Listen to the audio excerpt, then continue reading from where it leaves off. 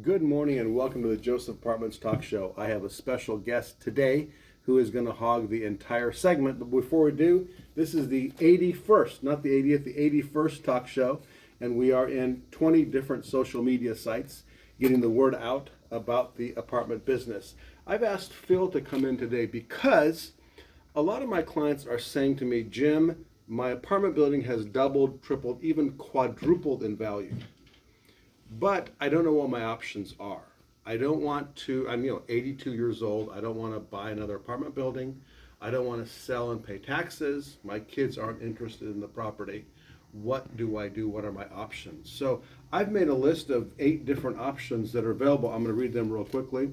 A real estate investment trust, REIT, a Delaware statutory trust, a DST, seller carryback, which Phil will talk about, a charitable remainder trust, 1031 tax deferred exchange, federal opportunity zone, commercial real estate properties, and then of course the absolute triple net properties, NNN properties. So basically we sell an apartment building that goes into escrow, and then from escrow, companies like Phil's exchange resources will then take the money and then send it in different directions. So I want Phil to come in today and be exclusive and share with you some of the pitfalls, some of the objections, and then some of the good stories that he's experienced in this endeavor. So Phil, take it away. Thanks, Jim. What's your experience here? Hi, good morning, everyone. Happy to be back with you all today. Be careful when you're considering a REIT. Many clients think they can do a 1031 exchange into a REIT, Real Estate Investment Trust, REIT. They can only go into one kind of REIT. It's called a 721 UP REIT. And they're rare, you don't see a lot of them, but they are out there. It allows you to exchange into what the government calls like-kind property, but then it goes through a conversion process and it becomes stock. Once it converts into stock, you can no longer exchange out of it. Who does this? The answer is people who are in their 80s and 90s, because they'll get more of a return in terms of income, and when they die, probably they'll get a stepped-up basis as long as they had a trust. So the bottom line is you cannot exchange into a normal real estate investment trust. Why? Because you can't exchange real property for shares of stock. And that's essentially what you're buying with a REIT, unless you go with the 721 UP REIT, and that's a good reason to sell. The second one is a Delaware statutory trust. We call them DSTs.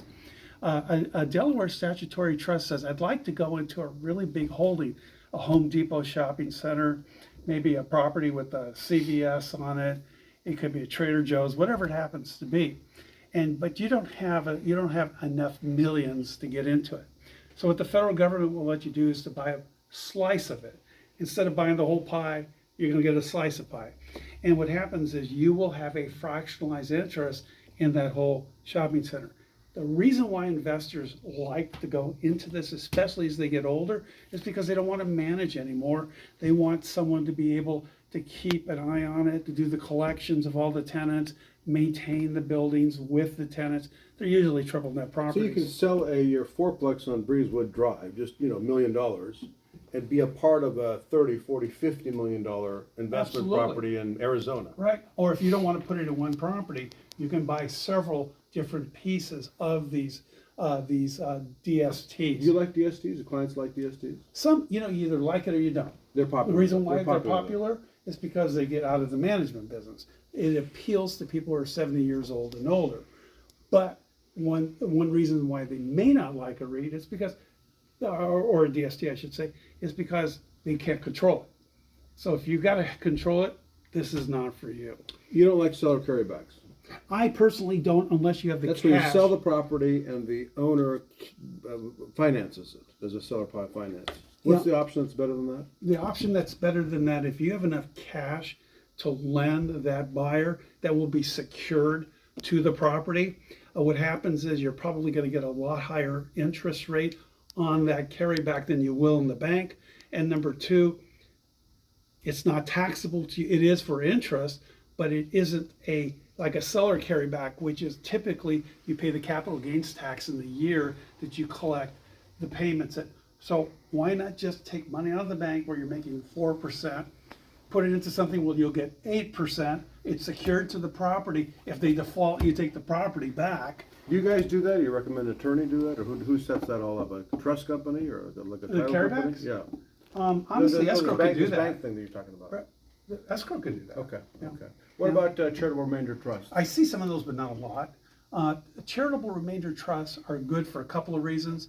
You could fund a charity that you really believe in, but you still continue to retain the property and the income until you pass. Then it goes to the charity. So there's a lot of tax benefits to that.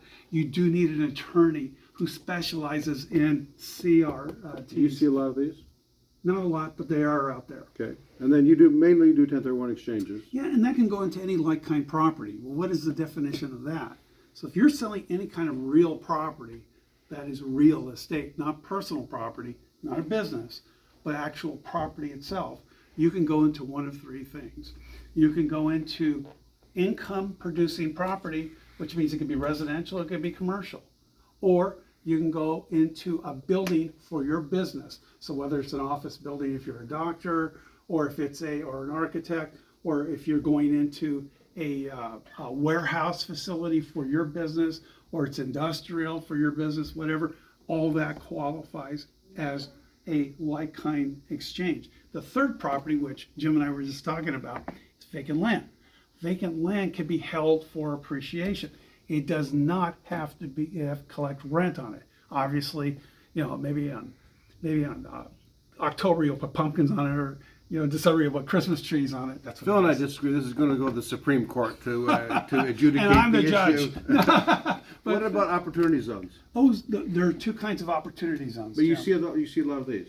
Not a lot, but they are there and they're still working. That's where you sell your apartment building and you move your money into an underserved area, an economically depressed area. That the and government has highlighted, because they have pick to it. buy under that. And They then you do. get certain tax benefits because Right. you've invested there. But there's two kinds of opportunities. We call them OZs. OZs. The first one is called a fund.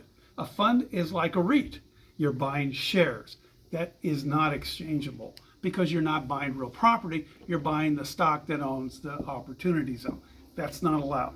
But what you can buy is actual opportunity zone property, which you will put capital improvements into, do lots of enhancements. And a lot of people like these because from the time that you go into it, if you stay in it for 10 years, you can sell and you won't have to pay the capital gains tax Fantastic. on the time, not what you brought in, but what you've made from that point on. So those And is then pretty good for lastly, that. triple net properties.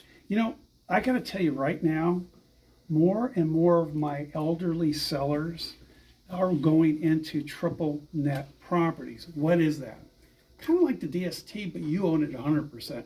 You're not sharing it. You call all the shots. It's a save-on building in Tucson, Arizona. Right.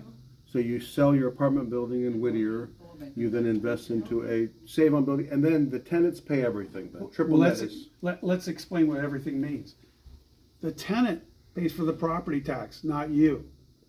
Number two, the tenant maintains the building, not you. And number three, the tenant maintains the insurance on the building, not you. What do? Pretty much nothing. Just go and get your paycheck from your mailbox every single month. It's great because those are long-term leases, and many times those are corporately guaranteed. I was just telling Jim, right here in Whittier, there used to be a company called Ford. It was a big Ford dealership. They went out of business back in the 2000 8, 9, 10, 11, 12 era, where we saw lots of crashing and short sales and foreclosures. But the owner never missed a payment. Why? Because it was corporately guaranteed by Ford. So you can do the same with your property if you're going into a property where you can have a corporate guarantee. So McDonald's could be your tenant. You could have Wendy's. You can have a Chick-fil-A. Like I said, Trader Joe's. Now, In-N-Out, no, because they tend to be all owned by the corporation. I apologize for Phil being so long-winded. Phil, how do they get a hold of you? Area code 213-479-8800. Or they can send me an email to Phil@Wan, Pilatwan, jace@gmail.com, and I'll be happy to answer your questions, put you in some right directions, refer you to some people who can maybe help you, or Jim and I will help you. I cut Phil off because some of these social media sites have a limit on time. But Phil is a great person to talk about this. And I brought Phil in because he's at the apex of apartment owners like you making these decisions. And there's a lot of different ways to go. And Phil has the names and numbers of some of these people that run these different entities. And he can hook you up with them. So give me a call or give Phil a call, and we can show you what life looks like after you sell your apartment building and do a tax-free exchange into another vehicle. So, Phil, one more time, your phone number. 213-479-8800. Thank you for watching, and based on Jace, we'll see you next month or not. Thanks for watching.